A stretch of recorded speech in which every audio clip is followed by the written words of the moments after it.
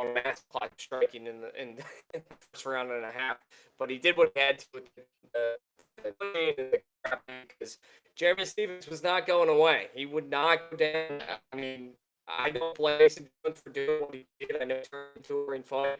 I mean, he hit him and hit him clean a bunch of times, and Jeremy Stevens was standing staring at him. But I gotta give the vet some Stevens just because. I mean, he showed why we fell in love with him before. That guy, it's just he's might not ever. I mean, certainly not now with his age, but he's never gonna contend. But every time he goes out, it's gonna be a fun watch, and I hope he fights at least one more time. Hopefully, someone a little bit easier than Mason Jones for him. Let him get a victory, for God's sake. Maybe not put him against one of the top prospects in the entire world. But that was just incredible. Do you guys have any final thoughts on this last week's card? Sorry, I'd like I to loved it. apologize. I watched I'd a little bit. No, it's okay. apologize for cutting No out. worries. And I had to restart. I had to restart my screen recording, which that's annoying, but at the end, but it's okay. So, in regards to the Jeremy Piece it Stevens fight, together. Piece it together. I'll definitely Yeah. try. So, in regards to Jeremy Stevens versus Mason Jones, I mean, I'm devastated to see Steven lose because I'll be honest. Like, I've been watching so many of these guys grow up, like from the WBC and also just other organizations that I grew up watching from. And of course, Stevens is now on another losing. He came back to the UFC. I mean, after being successful in bare knuckle FC, which is great to see. I think he's kind of in the terms of the going the Mike Perry path. If he's on a losing streak in the MMA world, maybe just go to bare knuckle FC. I mean, we've seen guys like Mike Perry. And not only that, as much as I don't really like the guy, Hector Lombard's, they've had big success in the in Yeah. bare knuckle boxing. So definitely, if Jeremy doesn't really have much left in MMA, it doesn't matter if it's the PFL, if it's the GFL, or if it's the UFC. Definitely go to bare knuckle because he's 4-0 in that promotion. So it would do him very much. It would do him good. I'd like to see him back in bare knuckle. Yeah, I think going back to bare knuckle, I'd love to see him get one more kind of like a give me uh, fight in the UFC, just because I'd love to see him go out of the UFC with a win. Hmm. Um, I think he deserves that. I know he's always been inconsistent in victories.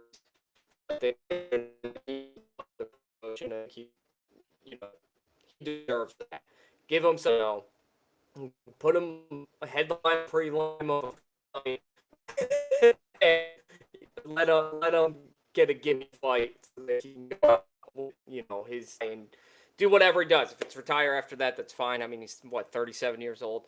If he wants to go back to bare knuckle fighting, go ahead. But Yeah. I love to see him go out with a victory. All right, moving on to our next topic. We are talking about that now we're being forced to talk about because everybody's talking about it. The Alex Pereira hack. And let me just pull up what I'm talking about. So there was a tweet that came out. I think it was yesterday. Alex Pereira's account that said, "I always answered the UFC's calls, but if they want to play with me, we can do that. I have never spoken poorly of the UFC, but with what I've just heard, I'm disheartened. I've already had thoughts of not fighting anymore, and after what was just relayed to me, this may be the start." He has since come out and said that he was hacked. There's a lot of people who are believing that he was hacked, that Dana White got on the phone with him right away and was like, "What the hell's going on?" And now he's saying he was hacked to save face. Um, I'm a little torn on this. Part of me just doesn't care. A large part of me just doesn't care. Yeah. Because, listen, Alex Pereira's going to fight again. If he was hacked, great.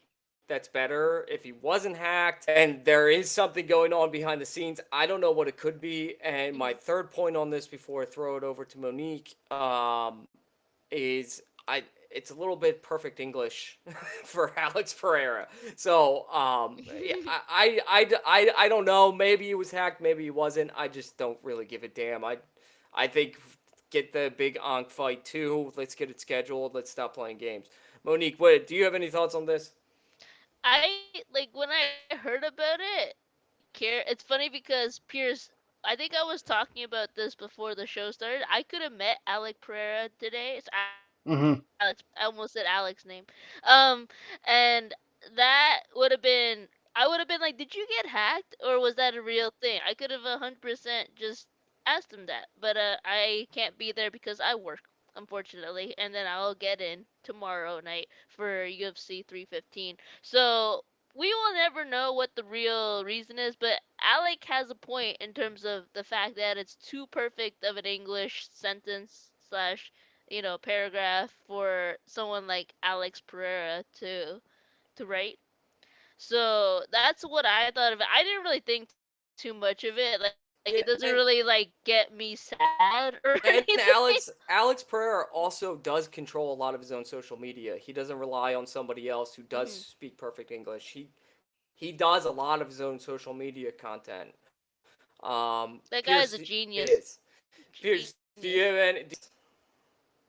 Well, if you want my honest take on it, I do believe that he was hacked because there's absolutely no way, after the way that the UFC has been treating him and how he's been most loved and respected as the UFC light heavyweight champion, and he's been one of the most active and most well loved within the company. He's always done what the UFC has asked him to do. He's gone out there and gave us back to back to back amazing performances against Prohaska, two performances against Prohaska, Jamal Hill, and Khalil Roundtree. But I will say that I do think that he was hacked because there's no way that after all that he's done for the fans and for what he's done for the UFC, there's no way that he would say something like that.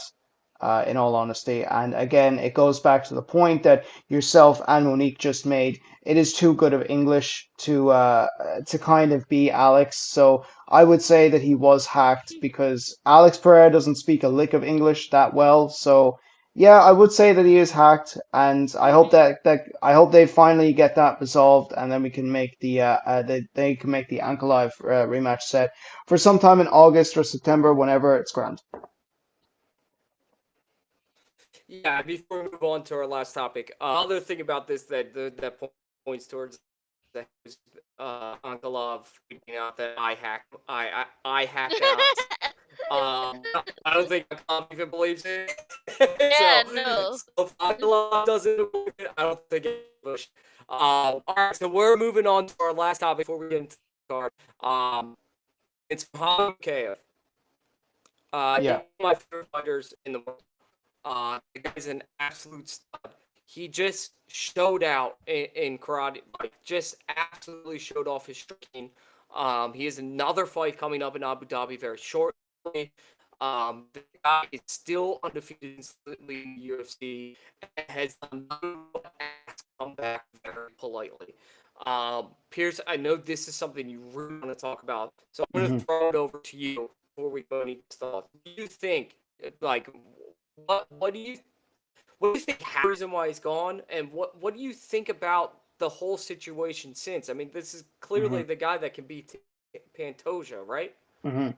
Yeah, absolutely. Thanks for passing on the mic. I will say that I think it was absolutely ridiculous that Dana White chucked him out because there's been so much more bullshit reasons for someone to be tossed out. Now, listen, I get it in a sense that, listen, if Mikhailov was being a bit of a pain in the ass behind closed doors, I can kind of see what they're doing, but it doesn't do Mikhaev any favors. I mean, he can make a redemption, he can come back on, and he can say that he's sorry.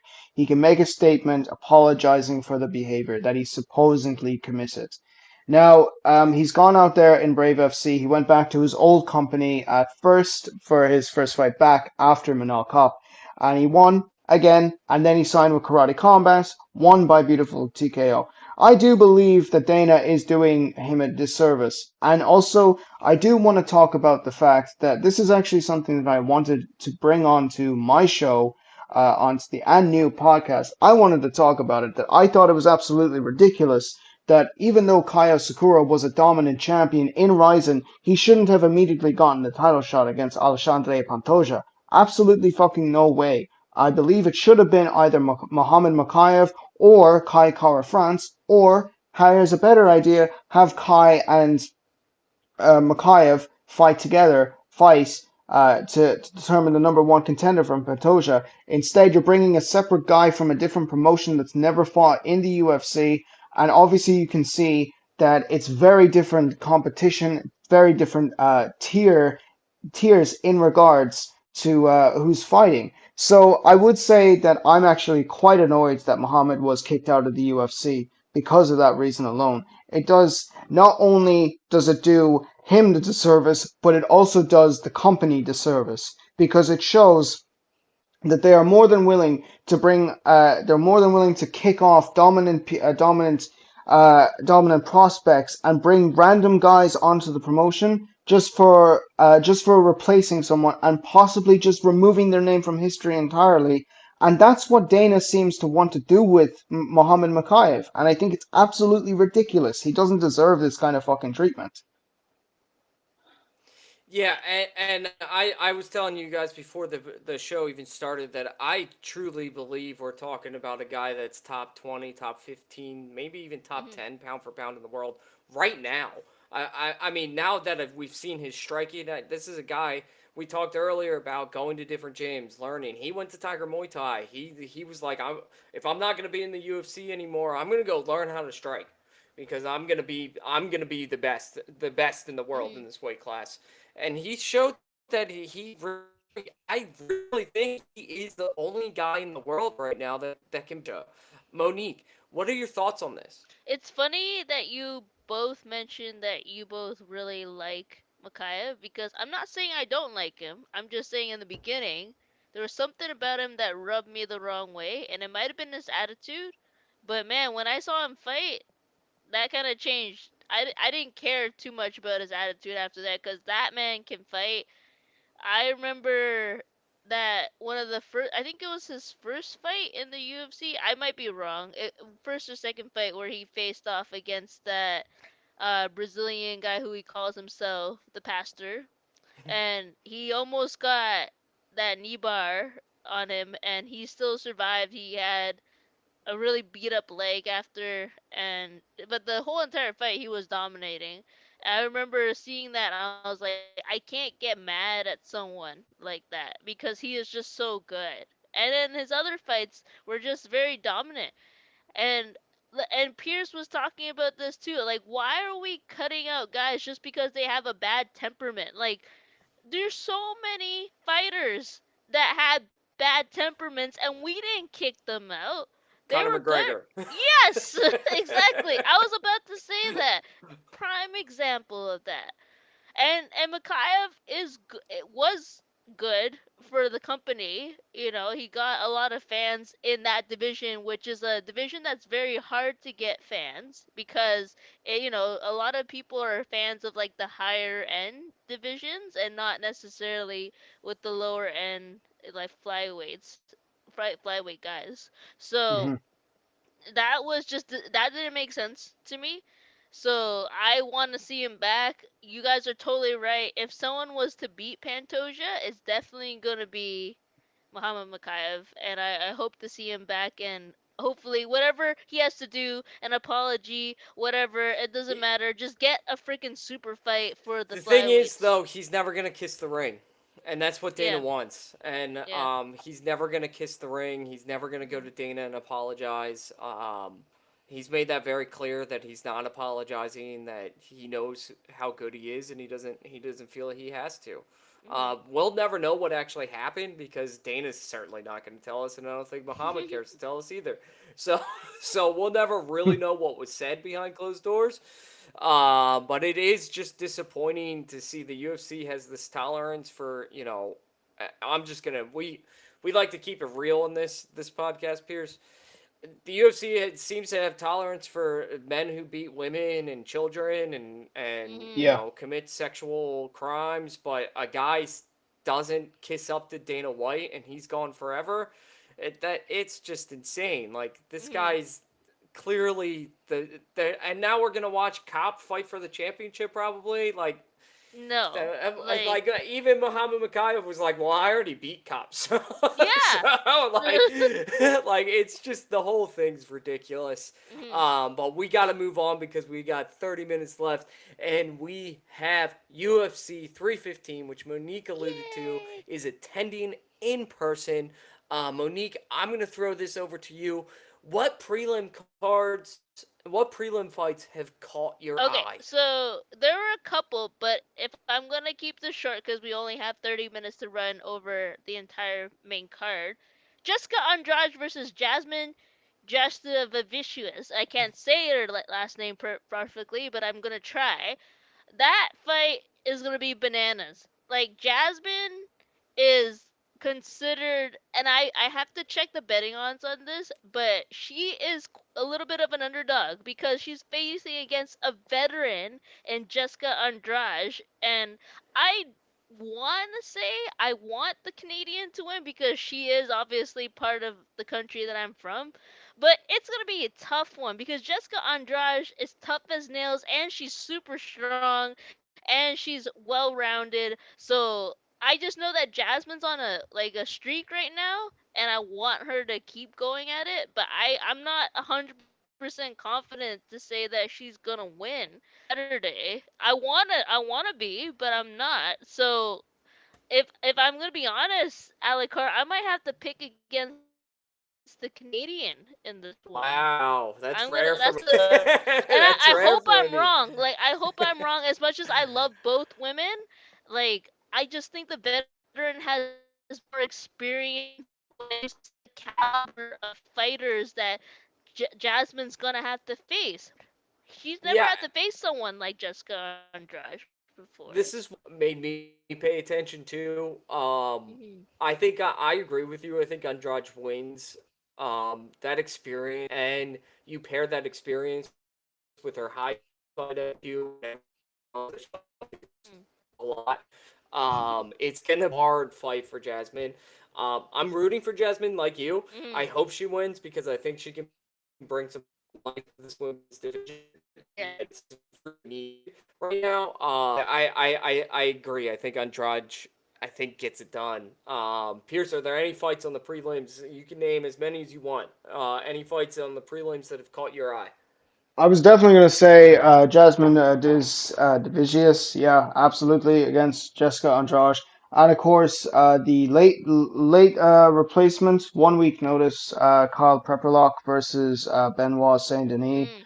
And I'm very excited to see Benoit fight again. I will say that again, I was rooting for Poirier to win against him at 299 because I'm a big Poirier fan ever since the WEC, so maybe I'm a little biased. But God of War has always been very exciting. I love his style. His pressure is unrelenting, and also he did have a banger against Matt Favola, ending in that left high kick. So.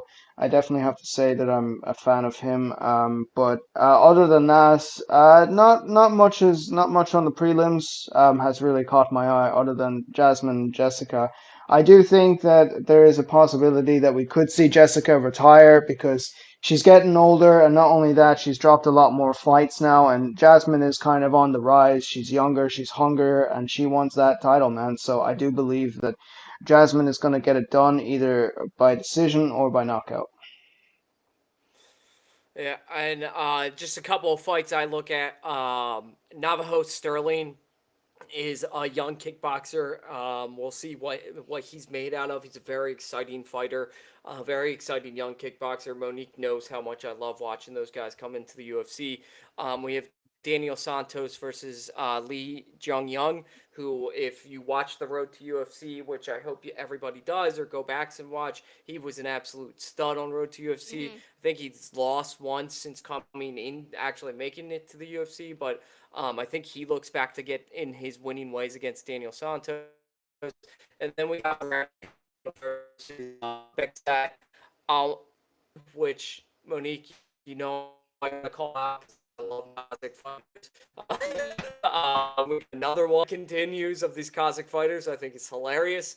It's such a like as a country not really talked about, but it's becoming Hmm. this huge, huge source for them. the UFC for fight talent.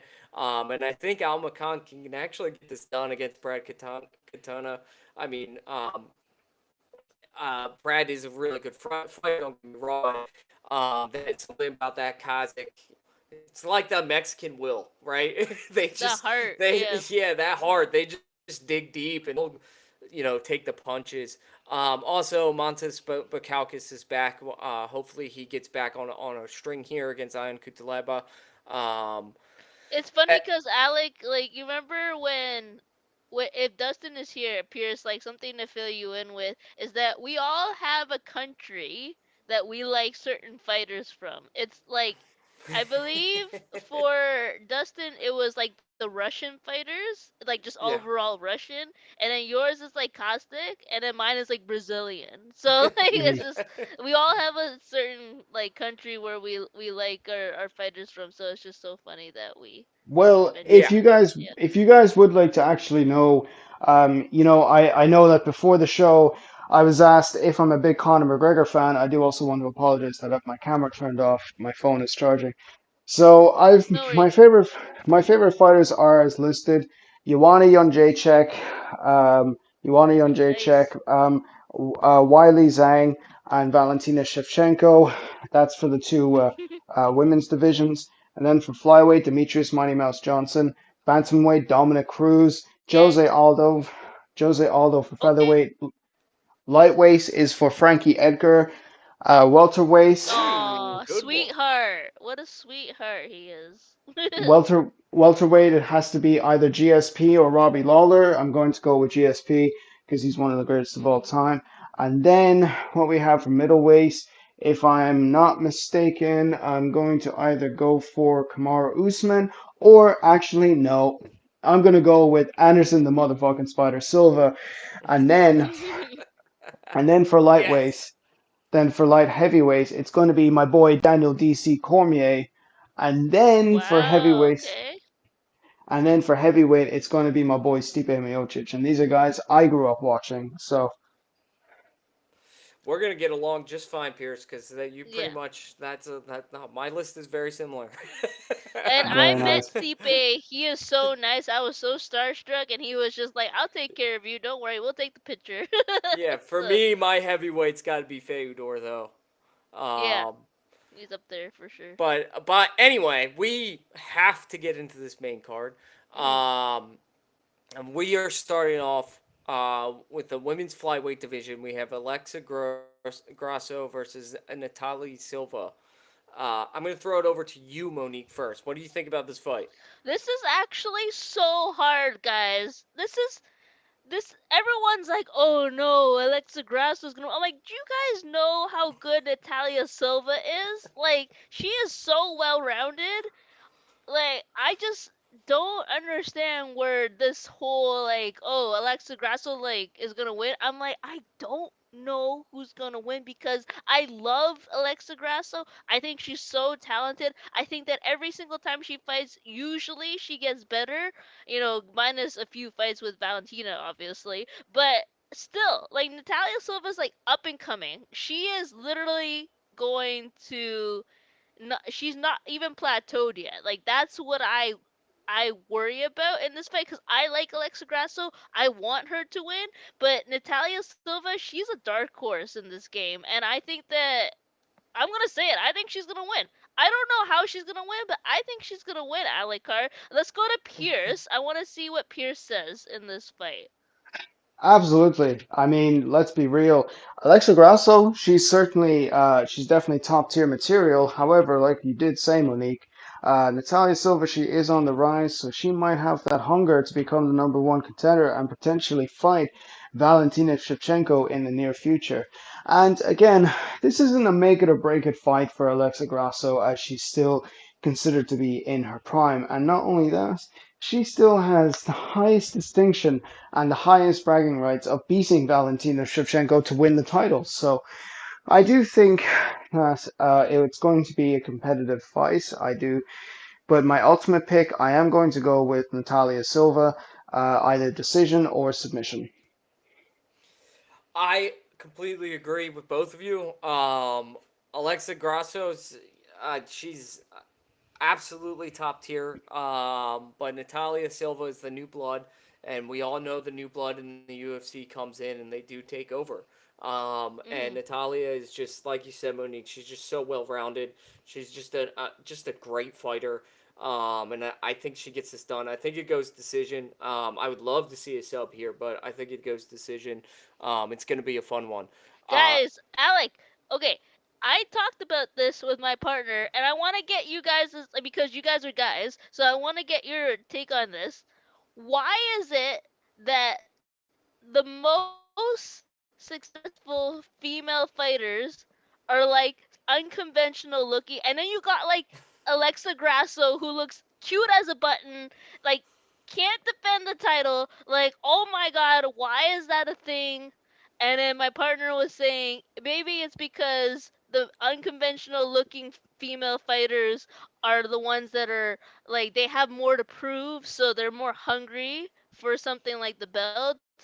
I don't know. What do you guys think? Because Dustin would be all over this topic if I yeah, freaking like brought it up to him. I don't really know. It's a trend that I've noticed before too. It's not Hmm. one that I really care about.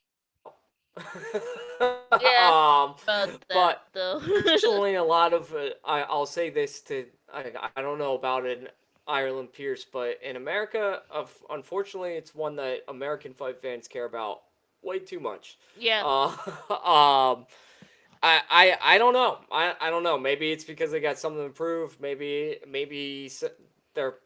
I don't know. I don't want to get too far into it and get in trouble for it, uh, um, but it is interesting that that does seem to be the trend, and then UFC will always prop up the conventionally beautiful women because they're trying to Hmm. sell tickets. Yeah.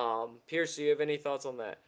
I mean, I think it goes back to the glory days of when, well, actually not the glory days, because Reebok was an absolute venom towards the UFC, sucking the life out of the sponsors and taking away the fun. I was absolutely pissed when they took away sponsored shirts, because that's when I started watching the UFC. It goes back to the likes of Paige Van Zandt. I mean, you take a look at her, and you could see that she was selling good feel. Like Yeah. there was a lot of people that had more eyes because Paige was there. There had a lot more eyes on that division and also on her. So there definitely is that stigma, and I do believe that it needs to be removed because it doesn't matter Yeah. about appearance at the end of the day. You As Exactly. put long as you your can fucking fight, man. Like at the yeah, end of the day, right? So. that's what I've been saying. I've been having these conversations, especially in boxing too, and it doesn't matter. Mm, I've been speaking to a few of my boxing buddies, and they say that it doesn't matter what you look like at the end of the day because you're going to get a bruise, you're going to get a cut. It doesn't matter if you're a man or a woman. You just need to prove that you're one of the best and the greatest in the world if you want to show that you're top level in the likes of the UFC or boxing or any competition that shows combat sport. Think it doesn't. I agree. It doesn't. It just doesn't matter. And I think all fight fans, all true fight fans, would agree with that too. It just doesn't matter if you're good or not. Or am I having fun watching you fight? That's all I care about. mm, Um, but we're gonna move on to the next one because it's a fight I'm especially excited for because I still have this guy on my goat list. Um, he is absolutely incredible. He has gone down in division and still made waves. People keep downing him, keep saying he's too old, says he this is going to be the fight where we see him take a step back, and every time, almost, I'll say almost every time people have said that about him, he has shown up and just been the guy that we know. And I am talking about Jose Aldo versus Ayman Zahabi. I'm gonna get this kicked off because I'm so pumped for this fight. Alex I rant got of the Joe. week. It's not my rant of the week. I think that I don't think Zahabi stands a chance in this fight. To be honest with you, watching the I went back. I watched multiple Zahabi fights. Um, and Jose Aldo is just too good at getting inside. Those Mhm. body shots are really going to affect Zahabi. Um, the leg kicks that Aldo is known for are really going to affect Zahabi. I think we see a knockout here. I think Jose Aldo gets this done. And I'm going to say maybe even as soon as the beginning of the second round. I think he's absolutely going to piece him up. I'm going to throw it over to Pierce next because you said Jose was your favorite featherweight of all time. What do Yep. you think about this fight? Absolutely, man. Listen, as much as I do want to say that I do believe that Ariel Hawani's twin brother might find some success in this, I don't believe just because of Jose's age alone that he might find some success. But Jose still proved that he was one of the best when he went on that three-fight streak before he got halted by Marab against Cheeto and against Rob Font and Pedro Munoz. Both guys in Pedro and Font are some of the most dangerous guys in the bantamweight division with high knockouts. And also, the likes of Pedro Munoz, who sparked Cody Garbrandt unconscious, by the way, which was Mm. absolutely, which was a barn burner. I loved every single second of that fight, but I do think that Jose still has it in him, but unfortunately, I don't think that he's going to be the bantamweight champion because of who is leading the division right now, and that is Mm. Marab and we may hate to see it, but Jose will retire soon, and I honestly have that gut feeling that if he loses on Saturday, then it is going to be the end of Jose Aldo. Don't make me cry, Pierce. Don't do that. No one wants We to hear never me cry. seen Alec cry except for tears of joy. Okay, so Or rage, right? Y- sure, sure. Monique, what do you think about this fight? Yeah, no, guys, I 100% agree with most of your sentiments. I guess some that I haven't really thought of. I just think that and this is like not an offense to Faraz Sahabi, but his background's not that good. Like, if we look at how Alex said his other fights in the past, he wasn't that impressive. He doesn't have thing that sets him apart from other fighters, and Jose is just so goddamn special.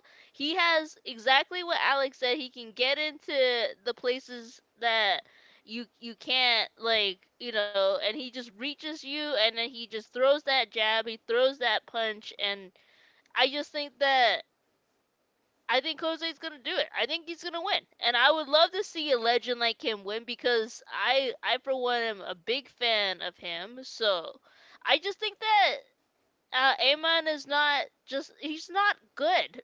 Like, I'm sorry. It's gonna come off really harsh, and I'm so sorry because he's technically Canadian as well, so like I should probably not be saying this. But we gotta keep it real on the show, and that's exactly what I'm doing now. He's just not that good, and Jose's exceptional, even though he is a little bit older. And it's funny because, guys, he's not super duper old. Like, you would think that he is like Right. already, yeah.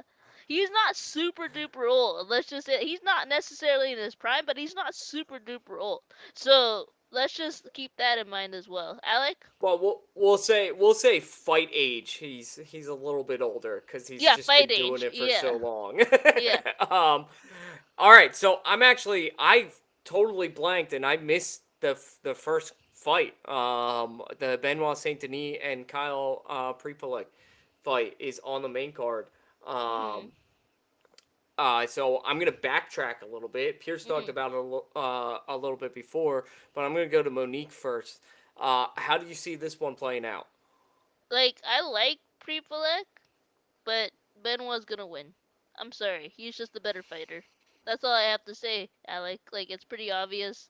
Anybody that sees like the matchup, they would probably say the same thing, like just levels above Benoit's just levels above Kyle, but Kyle is just he's up and coming, and so like obviously watch out for him. Yeah, I totally. Before we throw it over to Pierce, I totally agree with that sentiment. Benoit Saint Denis is just a different level fighter. Kyle is a good fighter. I'm not saying that, but I'm excited because I think Benoit Saint Denis needs this win. I Mhm. think like just for his own mindset, I think he needs this win because he's a really really good fighter.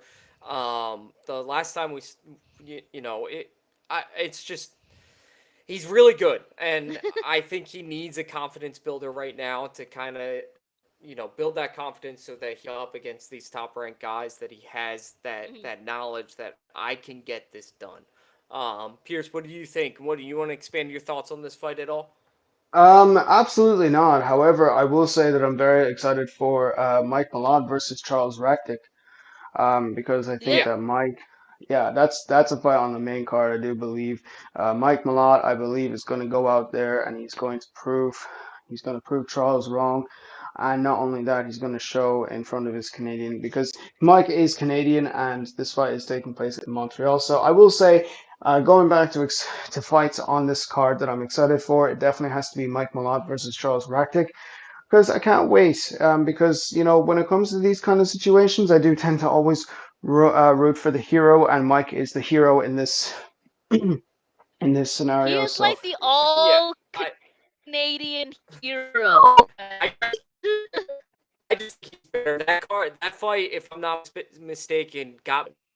I think it's headlining the Yeah. prelims now. It's Mike Malott. I think he takes that for sure. I think Benoit takes his fight, and I think Benoit. I'm not a big Charles Radke fan, even though he's an American. I have this thing where I don't really love a lot of the American fighters. Uh, um, uh, just because they say really stupid things sometimes outside of the octagon. But Mike Malott's just really good. All right, moving on. Going back, sorry for the confusion there, guys, but going back, we are at the co-main event of the evening. We have the great Valentina Shevchenko versus Manon Fiora.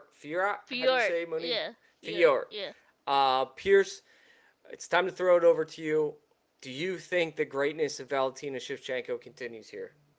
absolutely. I do think that maybe Valentina has maybe one or two more fights left in her, and I do think that she's going to show up and hopefully potentially show us that she's still maybe in a bit of her prime and deliver us a Jessica I kind of KO against Manon Fiorot. Because I've been watching Valentina ever since her Kyrgyzstani kickboxing days. She was an absolute savage, Mm-hmm. and of course a legend now within the UFC. Eight title defenses, tons of bonuses, tons of juicy 50K performance bonuses. One of the most loved and respected. I will give a shout out to the guys over at MMA on Point, one of the best MMA channels on YouTube right now, where they believe that she's the closest to Marvel's Widowmaker and made the funny comment that she's a spy, and she's one of the most funniest and most beloved, and a great interview. And I honestly hope that Valentina gets it done this Saturday. Yeah, Monique, what are your thoughts on this? I think Pierce is gonna hate me for what I'm gonna say, and I'm not very confident in this. I don't know what it is. I was looking at footage. I was looking at past, fight records and people that Menon has faced. The one that gets me, no, sorry, two that get me are Aaron Banchfield and Rose Namajunas. And obviously, Valentina has faced so many greats, right? Down to Alexa Grasso. But Aaron Blanchfield, a win over someone like that who's super up and coming, that scares me. That makes me think maybe she has a chance of winning. She's won 50 of her wins by KO and 50 of her wins by decision. So if Valentina's gonna win, she would have to get her either on the ground or something like that and try to sub her. Like that's what I think of it. But I don't know why. I tried to say no, pick Valentina, pick Valentina, but it just something is telling me not to pick her, and I might be wrong. I'm gonna be there live. I might prove myself wrong by watching the fights, and she is obviously really good, Valentina. I'm not doubting that, but I just think that when I saw her lose against Alexa Grasso, that made me question if she has anything left in her. Obviously, she wins Alexa and back, but now there's someone like Manon who's like super strong and gets things done super quickly and sometimes by decision. So that makes me think I don't know if Valentina's gonna win. So I'm gonna pick Manon. And I'm sorry if you hate me, but I'm kidding. You Not a probably won't problem. hate me. No, no. I just think that when I see someone like Aaron Blanchfield and Rose Namajunas get beat, it scares the crap out of me. So, Alec, who do you think's gonna win? Valentina. I think Many people do. I I'm the I crazy think one right now. I think she's gonna win decisively too. To be Okay. honest with you, I Okay. think I went back and I watched the Alexa Grasso fight, the one she lost because technically there's three with the split draw that they had to, um, and I saw Valentina Shevchenko that had championship rust, and what I mean by that is I saw not totally in it. Not totally for so long. I've been so good. Everybody, I'm just gonna win. I don't, maybe she didn't take her campus seriously because Mm. she just thought she was gonna win because she's Valentina, and we've seen people fall into that trap. I mean, it happens all the time, and we talked about Anderson Silva last week fell into that trap too against Chris Weidman, a guy that he should have absolutely annihilated. Like we've seen long running champions fall into that trap of I I am the greatest. I'm just gonna win. And I win. That's what I do. And it might be subconscious. They say they're not even. It's not even something. You know, instead of going for 4 minutes on exercise, they went for like 9. Those are the kinds of things where it's like, oh well, I don't need to do the full 10 minutes because and that's what I saw against Alexa Grasso. And then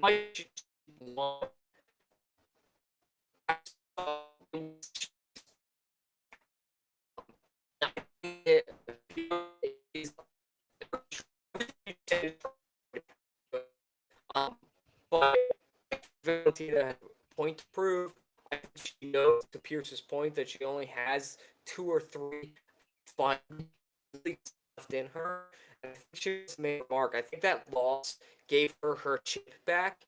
Mm. Before she went on that crazy streak, there was a lot of people who were like, Valentina's in the I that huge chip shoulder because of that. And you could tell that she became beloved.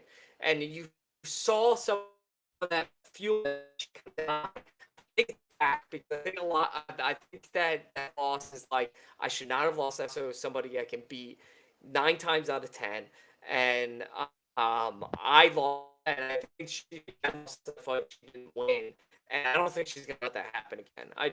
I just don't think it's 2 or 3 good fights left. I think she's gonna performance here, and I think she gets it done. I think she gets it done decisively.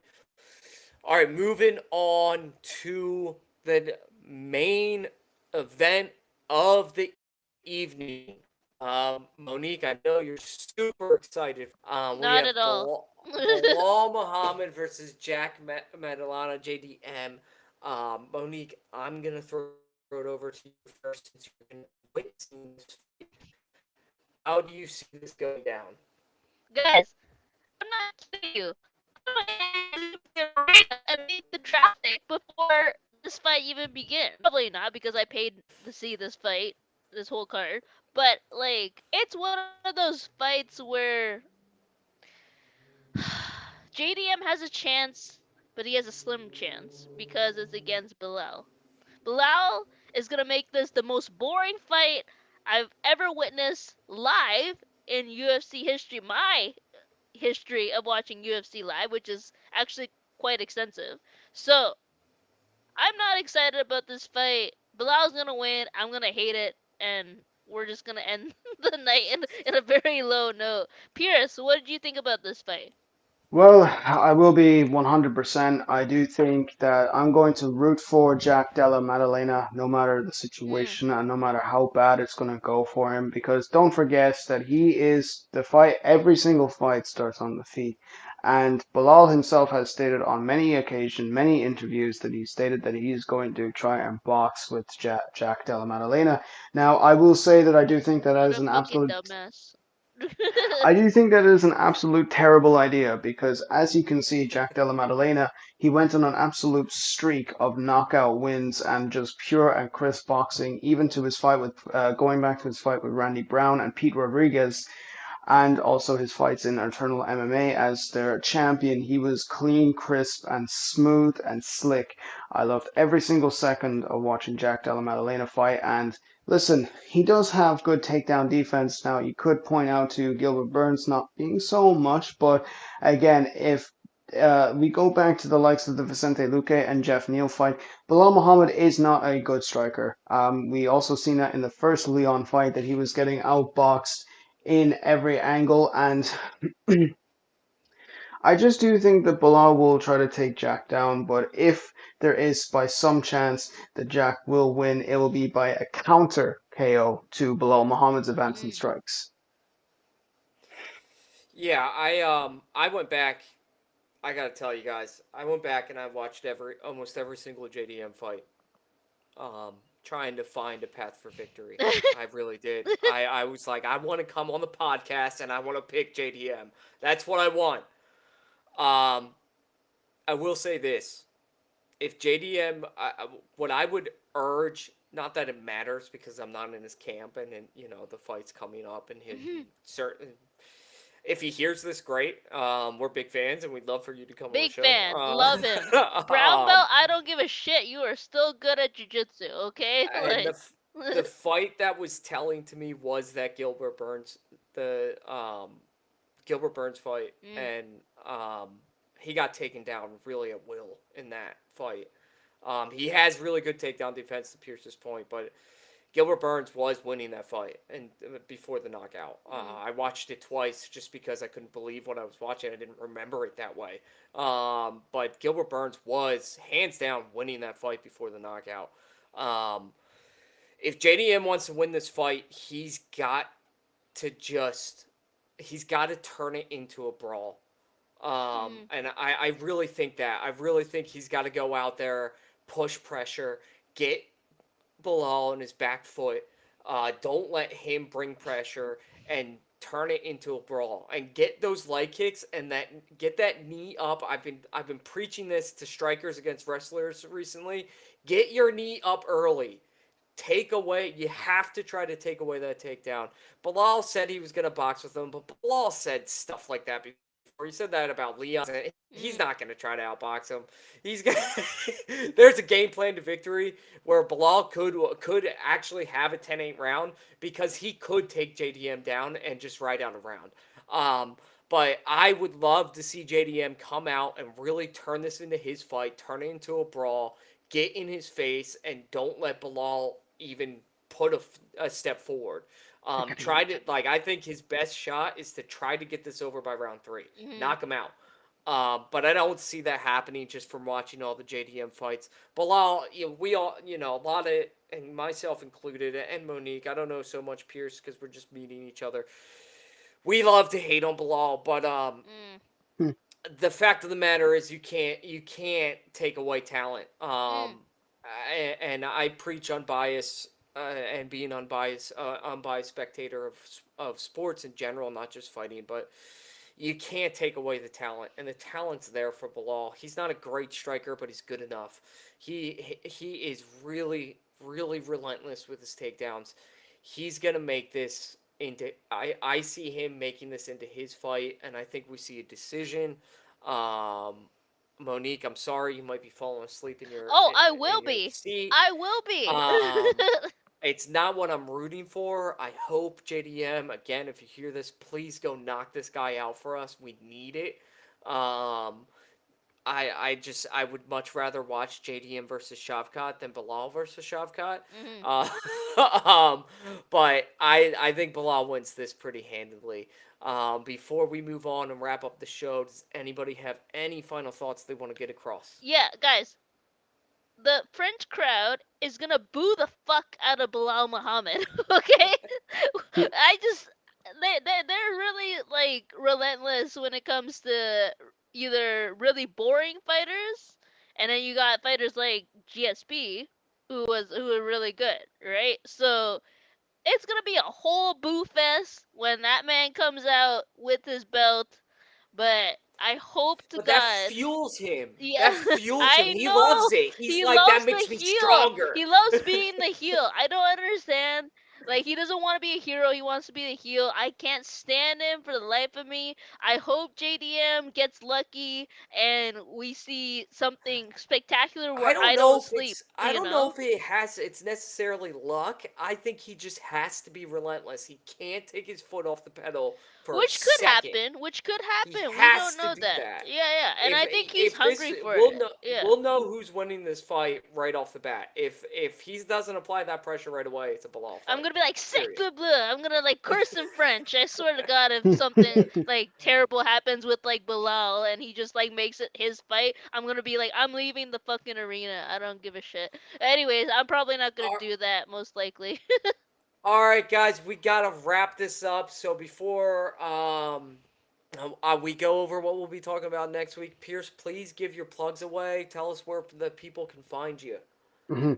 So, first of all, first and foremost, I do want to say thank you, Alec, and thank you very much, Monique. I am glad that we have now established a good working relationship so we can now start doing shows together in the future for future cards. So, I am very grateful for that Absolutely. opportunity, and again, I'm very appreciative. So, please find me over on Instagram at Celtic Wolf Spain. And also my Instagram, if you do fancy following it, it is Celtic underscore Wolfsbane. It is the Irish spelling CEAILTEACH underscore Wolfsbane. And also, if you do fancy, give me a follow on YouTube and Twitch. I do stream any time on Twitch. I'm looking to go ahead and do a streamathon of Undisputed, the new boxing game that released not too long ago, and also do a career Awesome. mode in UFC 3 alongside Undisputed. So, or also get caught up on Death Stranding in preparation for Death Stranding 2 on the beach. But again, thank you both very much, Monique and Alec. I'm very grateful for the time that you've given me and, of course, the platform. I cannot wait to share this to my followers, and I cannot wait to see it on Spotify. Thank you both very much. You've been gracious hosts, and I appreciate your No time. problem. Thank you so much, Pierce, for joining us. We want to, relay the same sentiment to you. We loved having you on. Can't wait to have you on more often and do more collaborations. But for tonight, that will be it, guys. Next week we will be talking about Gilbert Burns versus Michael Morales, which Lord I think help us all. is gonna be a good one. It's a good card. We got Sadiq Yusuf on coming back onto that card against Marion Santos.